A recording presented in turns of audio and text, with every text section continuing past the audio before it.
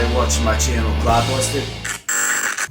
So I picked up this Traxxas Bigfoot a while ago, and it's been an awesome truck. I love this. It's basically just a Traxxas Stampede, and this thing's awesome. I know it's weird I say that about a Traxxas, but a while ago I did a bunch of upgrades. I put a lot of aluminum parts, wider A-arms, front and rear, so it gave it a wider stance, made it handle way better, steel drive shafts and all that stuff. If you go look through my video list, you'll see the video somewhere. But anyway, so this truck's been awesome. It's been extremely reliable. I've had really no issues with it. Only issue I had was the integer rear shock tower broke, but I was able to fix that pretty easily. The only other issue I have is the body. It looks great, but it's getting kind of abused because I built the track behind my shop and it's just starting to get beat up a little bit, and I don't want to do that to this nice looking body. And also, when I did all these modifications, I lowered the body down, give it a better center of gravity. So now what's happening is as the suspension cycles and you turn, you got no clearance right here, it hits. So I definitely had to do something about that. So there's a couple things I could do. I could either just go out and buy a brand new body, paint it up and all that, or buy another one of these Bigfoot bodies and just bash this one and keep the other ones a spare. Or I figured I'd look around through my parts bin and see what I have bodies kicking around. So I recently rebuilt the USA 1, and I bought a couple bodies off of eBay. This one is an original body. I found an original body set for the USA 1, but I also found a couple reproduction bodies, so I figured I'd buy those too. So at first I bought the reproduction body for the USA 1. It didn't quite fit right though. So what I did was I found the original body and I just hung on to the aftermarket reproduction. So I decided that would be perfect for this project. It actually looks pretty cool on there. I kind of like that a lot. But if you take a look right here, there's not a lot of clearance. It's just kind of the same issue, but the wheelbase is right. So I think this will make a great platform to build on. So I'll show you what I came up with.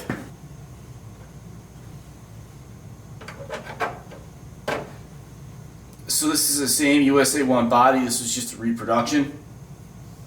And I painted it black. And I cut the fenders way out. This actually resembles a full-size monster truck fender cutout. And it was definitely a must that I was going to put Cloudbuster parts on it. So if you take a look right here, the mud bog sticker on the gate and the American flag in the back window, that's from a Cloudbuster kit. And also the blower right here, that's from a Cloudbuster.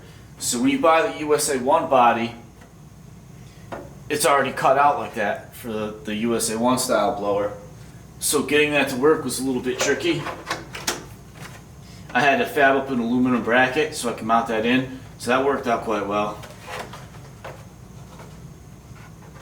And while I was at it, I was able to lower these body posts down even more and trim the antenna tube a little bit. Again, helping lower center of gravity. The only other issue I ran into with using the USA 1 body is the grill on the USA 1 right here. If you look at the back, the body's kind of like conformed to the grill. So you can see I cut it up pretty high. And I have spare USA 1 grills, but I didn't want to use them on something I was just going to bash around. So I came up with this idea. If you look at these headlights, those are pretty neat. What those are the rivets for the finger pieces right here that I use on the gloves I build. I'll show you how those work. So I got a whole box of them right here. You can pick these things up cheap. A whole box like this will run you about like $5 or $6. And then you pick up this setting tool right here. It's just a two-piece tool. I think that was like $3.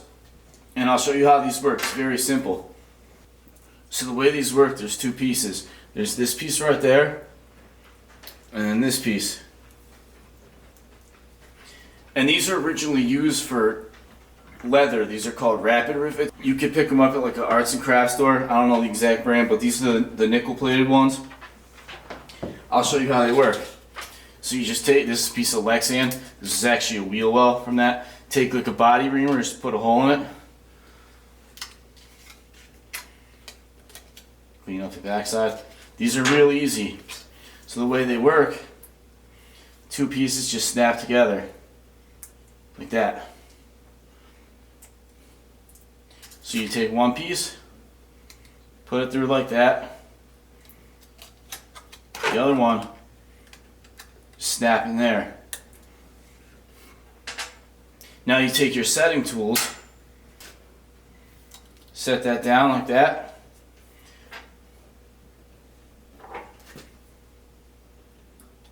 Put that one on top.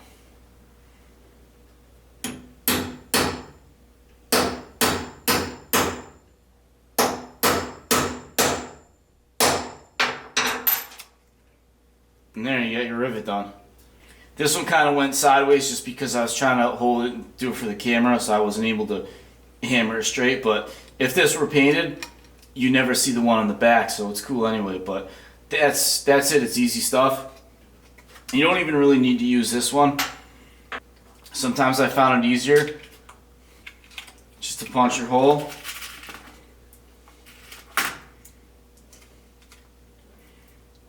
Put your rivet in. Just hold that on the setting tool like that and use a hammer on this side. I find that easier. It goes on straighter, and because this piece is rounded, it keeps the shape of the rivet, doesn't distort. So that's easy. You can see it makes some nice simulated headlights. Looks pretty cool.